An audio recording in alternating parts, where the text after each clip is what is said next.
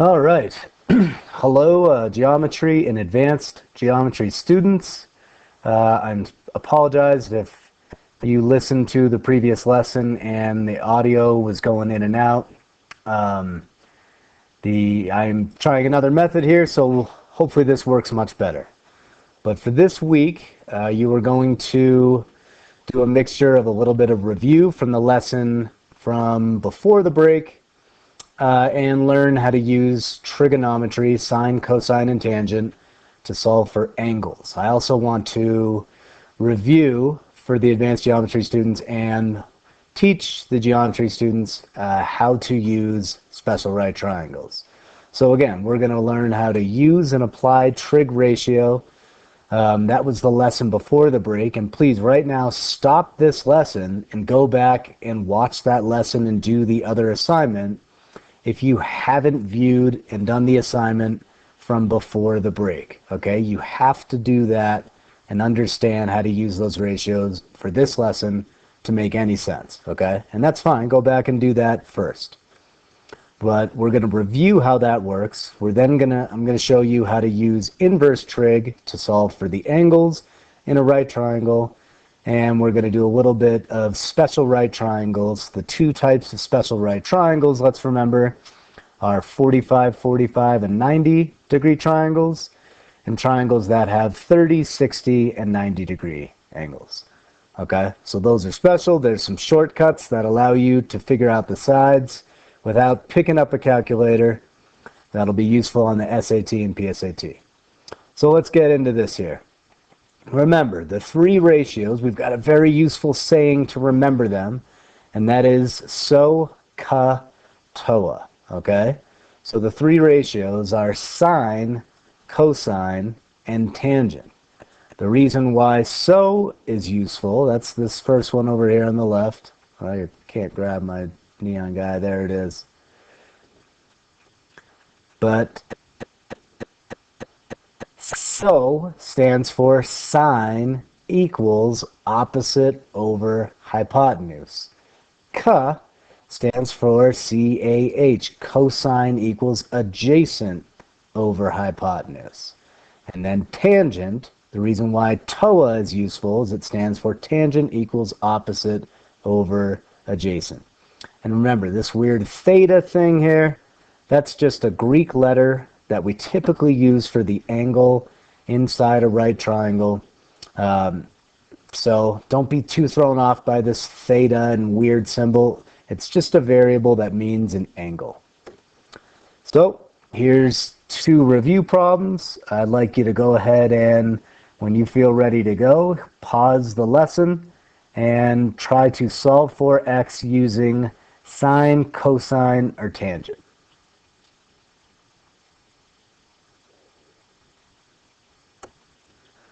Okay, hopefully you are successful in reviewing how to use those. Here's my first example. I've labeled my sides opposite and adjacent. The way that works is if you're at the 39 degrees, x is across from 39, so it's the opposite side. 11 is next to 39. Remember, the fancy word we use for next to in geometry is adjacent. Excuse me. So 11 is the adjacent side. So I start by just saying that tan theta, I know it's tangent because we're using opposite and adjacent. Tan theta equals opposite over adjacent. It's the only one of the three, tangent is, that uses opposite and adjacent.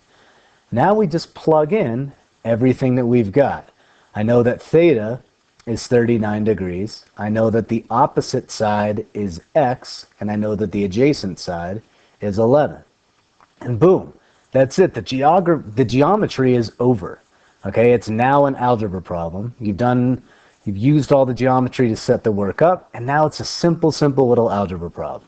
If x is being divided by 11, how do you undo division? Multiply both sides by 11. Those 11s cancel. X equals 11 tan 39. We can plug that right into the calculator as 11 tan 39, making sure the calculator is in degree mode. Don't forget that. Let's see if I can highlight over that. I'm going to make sure it is in degree mode there. There we go. If it is in radian mode, then you're going to get a very strange looking answer, maybe a negative number or a very small decimal.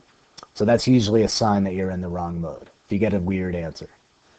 Type that in to the calculator as 11 tan 39, we get 8.91 meters. Let's look at our other example. If I'm at 63 degrees, 8 is my opposite side here, x is the hypotenuse. I label those, and then I think, okay, in SOHCAHTOA, which one uses opposite in hypotenuse? So that would be sine. So sine theta equals opposite over hypotenuse. Now we just plug in everything that we've got. Theta is 63, the opposite is 8, the hypotenuse is x. And then I go about getting x by itself. Now remember, this one's a little bit different from the last one because x is on the bottom, x is on the denominator. So I have to, and I showed you that there was just a simple shortcut. You leave 8 where it is, and you can swap x with sine 63. That's how proportions work. It's a nice shortcut. And you can just type that into the calculator directly as 8 divided by sine 63. There's our answer, 8.98. We attach our units to the end, 8.98 feet, and we're good to go. If you left your answer with just a single tick mark, that would also work. That's what feet is. So, just like every function, there is inverse sine and inverse cosine and inverse tangent. Okay, so if we've only got sides, you can, very similar to what we've been doing, use sine, cosine, and tangent to figure out what the angle is, okay? So, let's check this out. I've got theta here. I don't know what the angle is, but I see that my opposite side is 8 and my adjacent side is 11. So it's nice to label those sides. I don't need the hypotenuse here because there's no distance there. I don't need to figure it out. I've got the opposite, I've got the adjacent, so I think to myself, okay, which one of these three, sine, cosine, and tangent, uses opposite and adjacent? Tangent does over here, all right. So I can say tangent of theta equals opposite over adjacent. And then we're going to plug in what we know. I don't know theta, but that's cool. We'll be able to figure it out. I do know the opposite side is 8, and I do know the adjacent side is 11. So you should be thinking, well, how do I go from tan theta to just theta? Okay? And that's where inverses come into play. Now remember, every function in math has an inverse. The inverse of addition, subtraction. Subtraction, addition. The inverse of multiplication is division, and the inverse of division is multiplication. The inverse of squaring something is taking the square root, and the inverse of taking the square root is squaring. These aren't the only functions, but these are ones that you're very familiar with. Same thing with sine, sine inverse, cosine, cosine inverse, tangent, tangent inverse. So technically what's happening here, is that you're going to take the inverse of both sides, and that actually just cancels out the left. So anytime you're solving for angles, that's when you're going to use this inverse feature. So tan inverse of 8 over 11, and we put that directly into the calculator. Now a huge calculator detail here is you might be wondering, well, how do I get this tan inverse thing? And on almost every single calculator, you'll see the inverse features directly above sine, cosine, and tangent. Okay, right above sine is sine inverse. Right above cosine, cosine inverse, and above tangent, tangent inverse. To get these blue, they're blue on my calculator here, but to get those functions that are above sine and cosine and tangent, you just have to hit the second button first, okay? So to get that tangent to appear, I had to hit to get tan inverse to appear, I had to hit second tangent and then 8 over 11. So go ahead and pause this and see if you can type into your calculator this exact feature here. See if you get 36.03 degrees. All right, hopefully you were able to do that. I can actually finish it over here. Where you at, tangent? Nice, there's our angle, 36.03 degrees. So let's do 2 again together, okay? And then I'll have you do a couple on your own. So this first one here, and go away there, spilled the beans. I've got my triangle. We've got theta. I don't know what theta is. I don't know the angle, but I've got the opposite and the hypotenuse. So we start by labeling our sides. Which function uses opposite and hypotenuse? Sine does. So let's go ahead and plug in, okay, sine equals opposite over hypotenuse. Sine theta equals 4 over 6. To go from sine theta to just theta, we're solving for the angle, so we're going to use sine inverse. So it's just second sine, or sine inverse, second on the calculator. Sine inverse of 4 over 6. We hit enter on the calculator, and we should get 41.81 degrees. Again, I'm going to remind you, at any time, feel free to pause this thing, or rewind the video. Go back, watch a few parts more than once. That's the great thing about having a video lesson, okay? Let's check out our other example over here. You know what, I'll leave that up, and we'll just scroll down.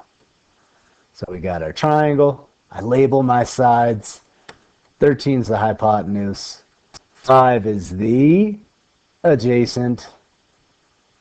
And I have to think which of the 3 functions, sine, cosine, or tangent, uses adjacent and hypotenuse. So, toa. Which one has A and H?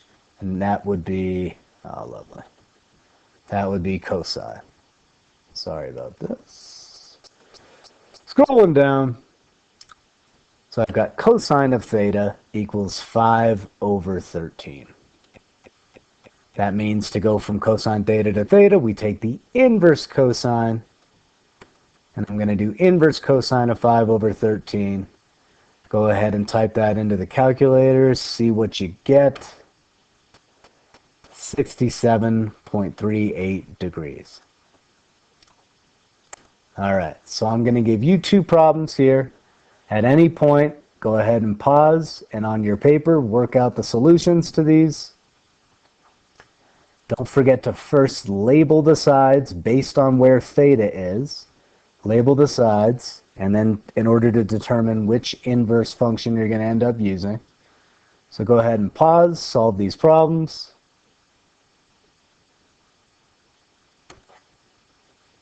And here's the solution to the first one.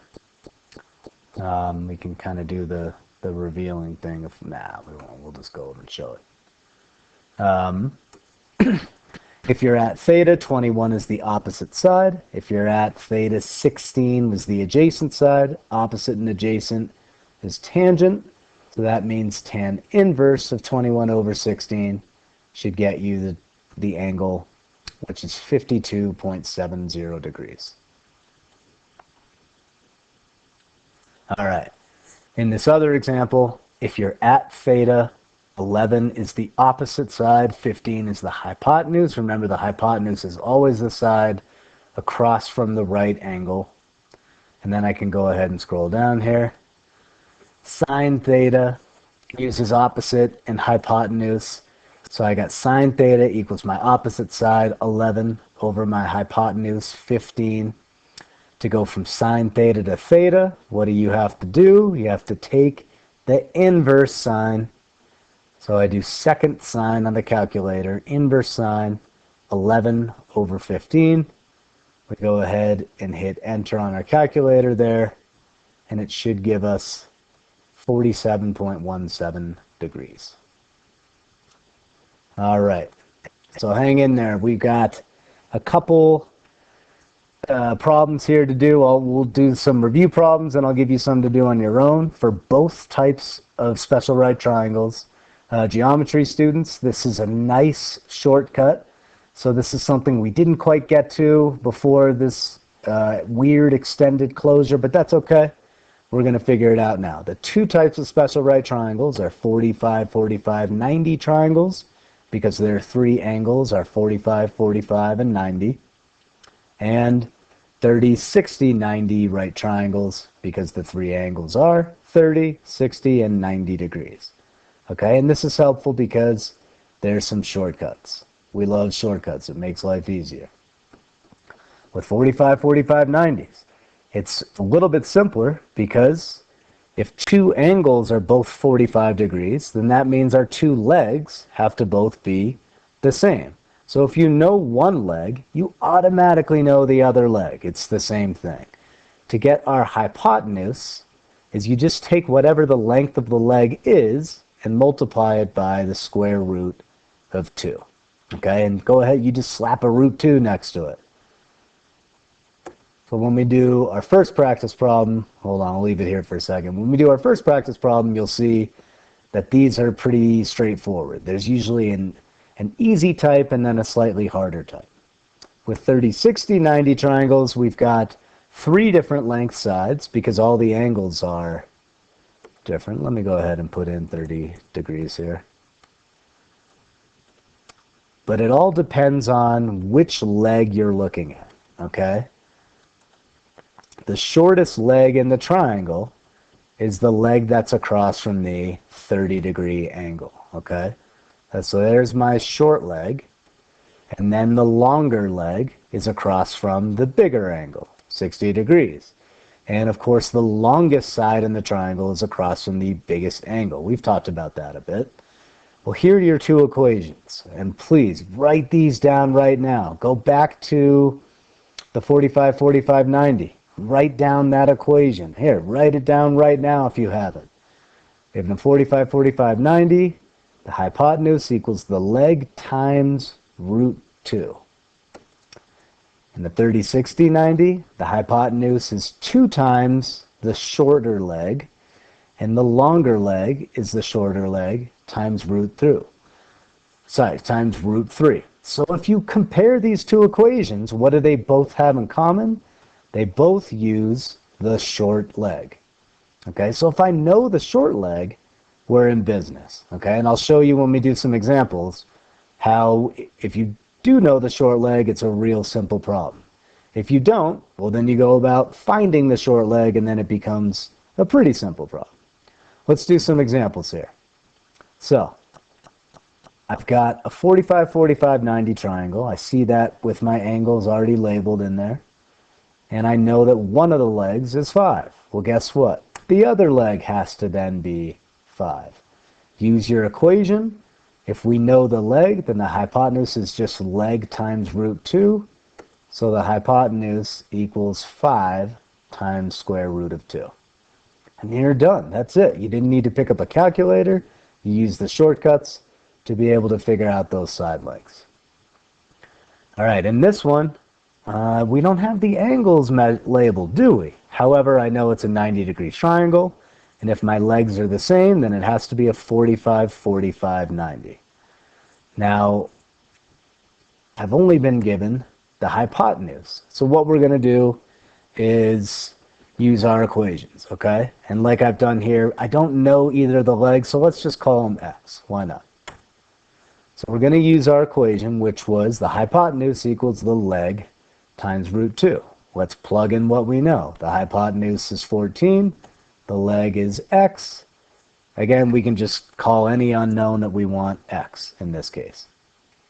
Well, how do I go from x times root 2 to just x? You have to divide both sides by square root of 2. That's what I've done here. Our root 2's cancel out. And I'm stuck with 14 over root 2. Oh shoot, this is one of those with the square root on the bottom. So remember, we had a special name for this. It was called rationalizing the denominator. Okay? Here I've got 14 over a square root, so we have to fix it. And the way we fixed it was getting the square root of 2 out of the bottom and moving it to the top. Okay, and we said that the root 2 becomes just a regular 2. Specifically, how we did that was we multiplied by the number 1, but I don't need to review those details with you right now. I'd rather not. The shortcut we talked about was the root 2 goes from the bottom to the top, and the bottom goes from root 2 to just a 2. Then the one thing we have to do now is if 14 over 2 can be simplified, then we got to simplify. In which case, we get 7 root 2. All right, I'm going to give you a couple 45, 45, 90s for you to work on. We'll go ahead and pause it. See if you can come up with the two solutions here.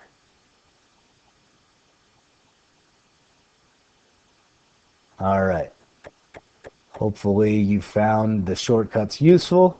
Here's one where I know I've got a 90 and a 45. Well, that means my other angle is also 45. In which case, if I know the leg is 13, the other leg is 13. And you can just get the hypotenuse by multiplying the leg by square root of 2. And then you're done. Leave it like that. This answer is perfect. All right, here's one where I've only been given the hypotenuse. So I have to actually divide by root 2. And then once I rationalize the denominator, I end up with 15 root 2 over 2. Because 2 doesn't go in evenly to 15, I don't have anything left to do, which is great. Now that I know one leg, I automatically know the other one too. It's the same thing because it's a 45, 45, 90. Okay, these are also called isosceles right triangles because two of the sides are equal. Now let's jump into 30, 60, 90s. We're almost done here. I know this is a long lesson and you've been on a bit of a break here, but we'll just do 3 examples together and then I'll give you 3 to practice and that'll be it. All right, so first example, I look at my triangle and then I say, okay, I've got some equations that I can use because it's a special right triangle. It's a 30, 60, 90 triangle. And those two equations where hypotenuse equals the short leg times 2. And the longer leg is I take the short leg and multiply by root 3. Well, this is an awesome one. Whenever you've got the short leg to start with, you're money. You can just take take the short leg and multiply it by 2 to get the hypotenuse. And to get the long leg, take the short leg and multiply it by root 3. Nothing left to do in that one. Okay? Let's check out this next one. Let's use our equations again. And I see, okay, we've been given the hypotenuse, not the short leg. But I can use this top equation here. And I can plug in 20 for the hypotenuse. And then I've just got a simple little equation to solve. We'll call the short leg x, and to go from x times 2 to just x, we divide both sides by 2, and you're going to get that x is 10. And now that you've got the short leg, let's use this bottom equation. And I can just do the short leg times root 3 to get the long leg. Since I know the short leg is 10, the long leg is going to be 10 times root 3. Okay? And our third example, it's going to be a little trickier. Not sure what's going on here, but we'll see in a second. Our third example, I've got the long leg only. I put my equations up again, okay, and I have to start with this bottom one because the long leg is the only side I have. So we'll fill in what we know. I know that 13 equals the short leg. Again, we're going to call it x like we did in the last problem, times root 3. That's just taking this bottom equation here and plugging in what we know. We know this long leg, we don't know the short leg. So I got 13, don't know the short leg. To get x by itself, x is being multiplied by root 3, so we just have to divide by root 3. There's where my line came from. So those cancel out. My root 3's are gone. And I get 13 over root 3. Oh man, we have to fix that, don't we? No problem. The root 3 goes from the bottom to the top, and the bottom root 3 turns into a regular 3.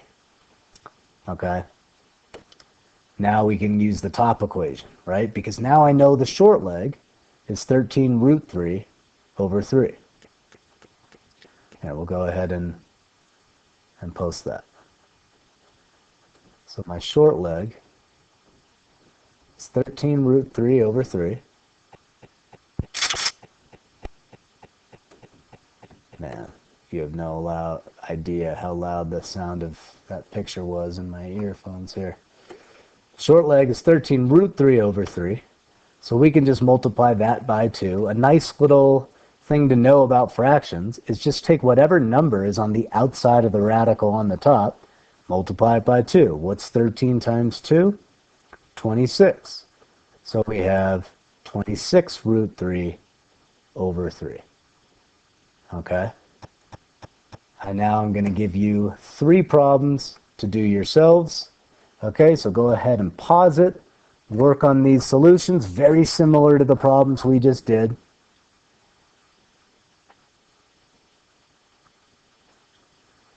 All right, in doing this first one, the only side I've been given is the short leg, so I'm excited to get the hypotenuse. I can just double it. To get the long leg, I can just multiply the short leg by root 3. This next example here, I've only been given the hypotenuse. So as we learned in the second example with the 30, 60, 90s, to go from the hypotenuse to the short leg, you can just divide by 2. That's where my 6 comes from. Now that I got the short leg, I'm great. I can just do the short leg times root 3 to get the long leg. So the long leg is 6 times root 3. All right. In this example here, okay, it's where I've been given the long leg. So to go from the long leg to the short leg, remember we had to divide by root 3. Well, 18 over root 3, when you rationalize your denominator and simplify, you get 6 root 3.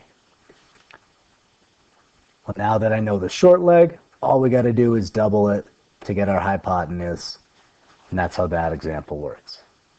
Okay, go back and try these examples again if you want, on a fresh sheet of paper or something.